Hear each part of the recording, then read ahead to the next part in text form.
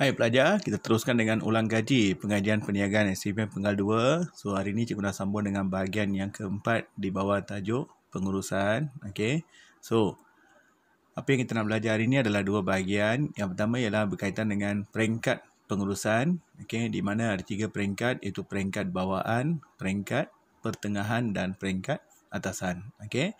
Lepas tu kita akan bincang kemahiran pengurusan, iaitu apakah kepentingan kemahiran dalam pengurusan, dan kita akan bincang 5 kemahiran pengurusan, iaitu konseptual, antara perorangan atau dikenali sebagai kemanusiaan, teknikal, pengurusan masa dan pembuatan keputusan. Okey. Dan akhir sekali kita akan bincang apakah hubung kait antara kemahiran pengurusan dengan peringkat pengurusan. Okey. Right. So peringkat pengurusan ni dapat dibagi kepada 3. Okey, iaitu pengurusan peringkat atasan, pengurusan peringkat pertengahan, pengurusan peringkat bawaan. Okey, so kalau jawab dalam exam jangan sebut pengurus atasan, kena sebut pengurusan atasan atau pengurusan peringkat atasan. Okey. So siapakah pengurusan peringkat atasan? Itu rujuk pada ketua pegawai eksekutif, presiden, pengarah urusan, okey, pengurus besar. Mereka dikenali sebagai pengurusan peringkat atasan. Jadi kalau kamu tengok segitiga carta organisasi, ya, biasa yang jawatan atas tu dikenali sebagai pengurusan peringkat atasan. Okey. So apakah tugas seorang pengurus peringkat atasan? Iaitu menetapkan visi, misi, objektif, atau menetapkan alat tuju wawasan organisasi. Okey, dan mereka juga terlibat dalam pengurusan strategik. Okey, dan mereka biasanya akan menganalisis persekitaran dalaman dan luaran untuk membentuk alat tuju. Okey, itu peringkat atasan. Okey, pengurusan peringkat pertengahan ni juga dikenali sebagai pengurus lini, line managers. Okey, contohnya pengurus jabatan, okey, ketua bahagian, okey, dipanggil pengurus peringkat pertengahan. Okey, contohnya kita ada pengurus kewangan, ketua bahagian hal ehwal pelajar, okey, pengurus pemasaran, pengurus sumber manusia, dikenali sebagai pengurus peringkat pertengahan. Okey. Tugas mereka utama ialah menyelaras tugas di jabatan berkenaan. Okey. Dan mereka terlibat dalam pengurusan taktikal. Okey. Itu taktikal ni berdasarkan apa yang telah ditetapkan oleh pengurusan peringkat atasan. So taktikal ni berdasarkan strategik. Okey. Dan mereka bertindak sebagai orang tengah antara peringkat atasan dengan peringkat bawaan. Okey. Pengurusan peringkat bawaan ni contohnya adalah seperti penyelia, ketua unit dan sebagainya. Okey, dan mereka banyak terlibat dalam pengurusan operasi. Okey, dan mereka perlukan kemahiran khusus seperti mengendalikan mesin, okey, operasi pengeluaran dan sebagainya. So dikenali sebagai pengurusan peringkat bawaan. Okey. So dalam organisasi ada berapa peringkat? 3, ya. Pengurusan peringkat atasan, peringkat pertengahan dan peringkat bawaan. Okey, dibahagi kepada 3, ya. Okey. Alright, kita pergi kepada bahagian kedua, iaitu maksud kemahiran pengurusan. Okey. So apa dia kemahiran atau dikenali sebagai management skills, Okey, skills ni rujuk pada kebolehan dan kemampuan pengurus untuk bertindak dan membuat keputusan. Okey. Untuk buat keputusan dia perlukan sesuatu kemampuan atau dia perlukan suatu kebolehan. Okey. So pengurus yang ada kemahiran ni dia mampu buat keputusan yang lebih bijak dan dia boleh bertindak mengikut keperluan. Okey, itu dipanggil kemahiran pengurusan. Okey, kenapa kemahiran ni penting? Supaya dia boleh mengurus organisasi dengan cekap dan berkesan. Okey.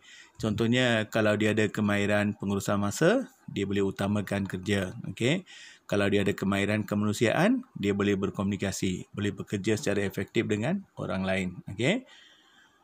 Pengurus yang ada kemahiran juga dia mampu menggunakan sumber dengan cekap dan berkesan. Okey, contohnya dia bijak buat keputusan, okey. Dia mampu mengagih sumber dengan cekap, okey, sebab dia ada kemahiran, okey. Boleh buat keputusan yang baik dan tepat sebab dia ada kemahiran dan dia juga boleh memotivasikan subordinat. Okey, ini kalau soalan tanya apakah kepentingan kemahiran pengurusan. Okey, mungkin soalan minta kamu nyatakan maksud kemahiran pengurusan dan berikan 4 kepentingan. Okey. Right, let's go one by one. Okey, apa dia kemahiran konseptual? Okey. Konseptual maksudnya pengurus ada keupayaan atau kebolehan untuk melihat organisasi secara menyeluruh. Dia pandang dari atas. Okay? So, bila dipandang dari atas, dia nampak secara menyeluruh apa yang berlaku dalam organisasi. Okay? Dia juga berupaya membuat analisis persekitaran. Dia boleh analyse persekitaran dalaman dan luaran. Okay? Dia mampu berfikir secara abstrak. Okay? Think out of box, abstract thinking.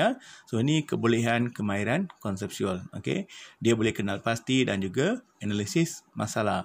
Dia mampu melihat hubung kait antara jabatan. Okay? Apakah hubung kait antara jabatan pengeluaran dengan jabatan pemasaran dan sebagainya. Itu kemahiran konseptual. Okay? Jadi kamu rasa pengurusan peringkat mana yang perlukan kemahiran konseptual ni? Of course, pengurus peringkat atasan kan. Dialah yang boleh melihat syarikat secara menyeluruh. Okay? Dia boleh kenal pasti masalah. Dia boleh melihat hubung kait antara jabatan pengeluaran, kewangan dan sebagainya. Jadi kemahiran ni sangat-sangat penting untuk pengurusan peringkat atasan. Okay? Contohnya pengurus operasi sebuah pusat peranginan mampu menganalisis kesan daripada COVID-19 dan membentuk strategi untuk menangani masalah tersebut. Okay? So, dia analyse persekitaran dan bentuk strategi. Itu kemahiran konseptual. Okay? Okay, kemahiran kemanusiaan atau human skill, okay, atau dikenali sebagai kemahiran antara perorangan. Okay? So, kemahiran kemanusiaan maksudnya dia boleh bekerja secara efektif dengan orang lain. Okay? Dia boleh bekerja dengan orang lain. Efektif maksudnya dengan berkesan. Okay? Dia mampu berkomunikasi, okay, iaitu menyatakan visi, misi, objektif pada pekerja bawaan. Okay? Dia boleh berinteraksi atau berhubung dengan orang lain. Dia boleh bagi arahan yang jelas. Okay? Pekerja faham apa yang disampaikan. Dia boleh menyuarakan pendapat. All this dipanggil kemahiran kemanusiaan. Okay? Jadi kalau pengurus ni tak ada kemahiran ni, dia tak mampu berkomunikasi dengan orang lain. Dia boleh bekerja seorang saja sebab dia tak boleh bekerja dengan orang lain sebab dia tak pandai berkomunikasi. Okay? Dia tak boleh bagi arahan yang jelas. Okay? Contohnya seorang pengurus operasi pusat peranginan mampu beri arahan jelas kepada pegawai operasi tentang prosedur baru operasi akibat COVID-19. Kalau dia tak ada kemahiran kemanusiaan, pegawai operasi tak faham apa yang dia sampaikan. Okay? So, siapa yang perlukan kemahiran ni, tak kiralah kamu ni atasan ke, pertengahan atau bawaan. Ketiga-tiga peringkat ni perlukan kemahiran kemanusiaan. Okay? So, yang ni penting untuk semua peringkat. Okay? Okay, kemahiran teknikal. Okay, technical skill ni berkaitan dengan kebolehan menggunakan kaedah prosedur apabila menjalankan tugas. Okay, dia boleh mengikut langkah demi langkah sebab dia ada kepakaran khusus. Okay, contohnya kebolehan mengendalikan mesin. Okay, boleh membaiki mesin. Okay, boleh selenggara mesin. Dan kemahiran teknikal ni penting untuk mereka yang terlibat dalam aktiviti operasi. Okay, so yang ni amat diperlukan oleh pengurusan peringkat bawaan. Contohnya penyelia, ketua unit, dia sangat memerlukan kemahiran teknikal. Okay? Contohnya seorang penyelia akaun, dia ada kebolehan untuk mengendalikan perisian komputer berkaitan dengan perakawanan. Okay? Seorang juruteknik pusat peranginan mampu selenggara alat pengawal dingin dan memastikan dia berjalan lancar. Okay? Bagi seorang presiden syarikat pusat peranginan atau pengurus besar ni, kemahiran ni tak penting. Sebab dia tidak terlibat secara langsung dalam selenggara alat pengawal dingin. Yang ni penting untuk pengurus peringkat bawaan. Okay? Alright. Kemahiran pengurusan masa, time management skill. So, pengurusan masa ni berkaitan dengan kemampuan untuk buat kerja mengikut tempoh yang telah ditetapkan. Okay? Dia boleh siapkan dalam deadline yang telah ditetapkan. Boleh buat jadual kerja, ikut keutamaan kerja, yang mana perlu diutamakan. Itu kemahiran pengurusan masa. Yang ini penting untuk semua peringkat pengurusan. Tak kiralah kamu ni presiden ke, ketua jabatan ke, ketua unit, perlukan kemahiran pengurusan masa. Okay? Siap kerja mengikut deadline. Due date tu boleh siapkan kerja, ada jadual kerja dan ada keutamaan kerja. Ini kemahiran pengurusan masa. Contohnya seorang pengurus pusat peranginan mampu sediakan jadual kerja untuk semua pekerja yang terlibat dalam operasi. Ini berkaitan dengan pengurusan masa. Okay? Kemahiran pembuatan keputusan. Okey, yang ni rujuk pada kemampuan untuk kenal pasti masalah. Okey, apa masalah yang berlaku, boleh analyse masalah. Masalah ni masalah utama atau masalah sampingan. Okey, boleh membentuk dan menilai alternatif. Apa jalan penyelesaiannya? Okey, dia boleh kenal pasti jalan penyelesaian. Dia boleh menilai, maksudnya dia tengok kekuatan dan kelemahan. Boleh buat atau tak boleh. Adakah dia mampu menyelesaikan masalah? Itu penilaian dia. Okey, dan dia mampu memilih alternatif yang terbaik atau jalan penyelesaian yang terbaik. Itu kemahiran pembuatan keputusan. Okey. Contohnya, seorang pengurus besar pusat peranginan mengenal pasti punca kemerosotan pengunjung ke pusat peranginan dan mengatur strategi untuk mengatasi masalah tersebut. Dia boleh kenal pasti masalah dan apa tindakan untuk mengatasi masalah tersebut. Itu kemahiran pembuatan keputusan. Okey. So, kita dah bincang 5 kemahiran. Conceptual, okey, kemahiran kemanusiaan, technical, kemahiran pengurusan masa dan juga kemahiran pembuatan keputusan. Okey, dan pembuatan keputusan ni kamu rasa penting untuk siapa? Yap, yang ni penting untuk pengurus peringkat atasan. Okey. Yang penyelia dia tidak terlibat dalam penyelesaian masalah. Bila ada masalah, dia akan rujuk pada pengurusan peringkat atasan. So, tugas pengurusan peringkat atasan ialah kenal pasti punca dan apa jalan penyelesaiannya. Okey. So, ada 5 kemahiran yang diperlukan oleh seseorang pengurus, ya. Okey. Kalau kamu nak tahu hubungan antara kemahiran pengurusan dengan peringkat pengurusan. So, peringkat ada 3, ya. Atasan, pertengahan, bawaan. Kemahiran ada 5. Jadi, kalau kamu perhatikan gambar ajar ni, konseptual ni sangat penting untuk pengurus peringkat atasan. Kurang penting untuk pengurusan peringkat bawaan. Kemanusiaan masa ni penting untuk semua peringkat. Tak kira dia atasan ke, pertengahan ke, bawaan, dia perlukan semua ni. Okey. Pembuatan keputusan penting untuk pengurus peringkat atasan. Okey. Kurang penting untuk pengurus peringkat bawaan. Yang teknikal pula sangat penting untuk pengurus peringkat bawaan, kurang penting untuk peringkat atasan. Okey. So, hafal jadual ni. Kalau soalan tanya kaitan antara kemahiran dengan peringkat pengurusan. Okey. Alright. Kita tengok soalan, ya. Okey, kalau soalan tanya uraikan 3 peringkat pengurusan, jawapannya 3 peringkat pengurusan ialah pengurusan peringkat atasan, berikan satu contoh, pengurusan peringkat pertengahan, berikan contoh, pengurusan peringkat bawaan, satu contoh. Jadi kamu dapat 6 markah. Okey. Tengok soalan nombor 2. Encik Jumat merupakan pengurus besar Pasaraya All You Want. 3 tahun yang lalu beliau telah memegang jawatan sebagai pengurus pemasaran.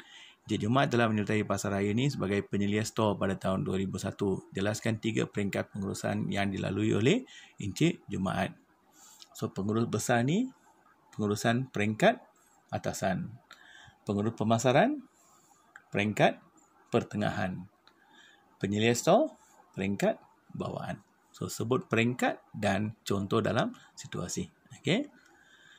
Uraikan peranan setiap peringkat pengurusan dalam memastikan kejayaan sesebuah organisasi. Yang ni ada 2 soalan. Peranan, peringkat. Contoh, peringkat, pengurusan peringkat atasan. Mereka terlibat dalam pengurusan strategik peranan. Okey. Pengurusan peringkat pertengahan. Mereka terlibat dalam pengurusan taktikal. Okey. Pengurusan peringkat bawaan terlibat dalam pengurusan operasi. Okey. Satu fakta, satu peranan. Okey. Kalau soalan tanya berikan maksud kemahiran dan berikan 4 kepentingannya. Bagi maksud dulu, diikuti oleh 4 kepentingan. Kita dah bincang tadi. Nyatakan 5 kemahiran pengurusan, just sebut saja. Okay. So, make sure ada perkataan kemahiran, kemahiran konseptual, kemahiran kemanusiaan, kemahiran teknikal, kemahiran pengurusan masa, kemahiran pembuatan keputusan. Okay. So, kamu dapat 5 markah. Jelaskan, bagi 2 uraian, 1 contoh. Kalau pembuatan keputusan, apa uraiannya? Pengurus berupaya mengenal pasti masalah. Pengurus berupaya kenal pasti alternatif dan menilai alternatif. Berikan 1 contoh. Okey. Pengurusan masa, uraiannya pengurus mampu menyediakan jadual kerja. pengurus mampu buat kerja mengikut keutamaan. Itu menunjukkan pengurusan masa. Berikan satu contoh. Okey, yang ini pun sama ya, kemahiran konseptual, teknikal dan kemanusiaan. Okey. Uraikan kepentingan kemahiran konseptual kepada seorang pengurus besar syarikat perabot. Okey, kenapa kemahiran konseptual ini penting? Satu, dia berupaya untuk melihat hubung kait antara jabatan. Lepas tu berikan satu uraian. Okey, mampu melihat hubung kait antara jabatan pengeluaran dengan jabatan pemasaran. Contohnya, jabatan pemasaran ni memberi idea tentang citarasa pelanggan, jabatan pengeluaran ni mampu menghasilkan perabot yang bermutu. So, dia mampu melihat hubung kait. Okey, dia boleh berfikir secara abstrak. Okey, walaupun tak ada apa-apa data atau maklumat, pengurus besar ni mampu melihat sesuatu masalah. Okey, itu melihat secara abstrak. Okey, dia boleh kenal pasti dan menyelesaikan masalah. Okey, so berikan satu fakta dan satu uraian. Okey, uraikan dua kemahiran yang diperlukan oleh seorang penyelia pengeluaran kilang perabot. Remember, penyelia pengeluaran. So, kalau penyelia pengeluaran, jawapan dia adalah, boleh tak kita bagi konseptual dengan pembuatan keputusan? Tak boleh kan? Sebab dia adalah pengurus peringkat bawaan. So, ada 3 jawapan diterima, iaitu pengurusan masa, kemanusiaan dan teknikal. Okey. Kalau cikgu tukar soalan ini kepada pengurus besar kilang perabot, jawapannya adalah kemahiran konseptual, kemahiran pembuatan keputusan dan boleh bagi kemahiran kemanusiaan dengan kemahiran pengurusan masa. Okey, tapi kalau penyelia kilang perabot ni hanya boleh terima 3 saja, teknikal, pengurusan masa dan kemanusiaan. Okey.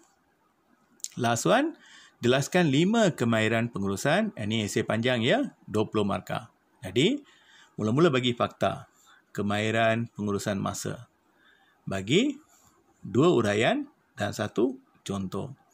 Kemahiran pengurusan masa. Seorang pengurus mampu siapkan kerja mengikut masa yang telah ditetapkan. Pengurus juga mampu menyediakan jadual kerja. Contohnya, seorang pengurus pengeluaran perabot mampu menyediakan atau menyiapkan laporan mengikut tempoh masa yang telah ditetapkan. So, 1 fakta, 2 uraian, 1 contoh. Okey pelajar, selamat mencuba dan wish you good luck. Bye.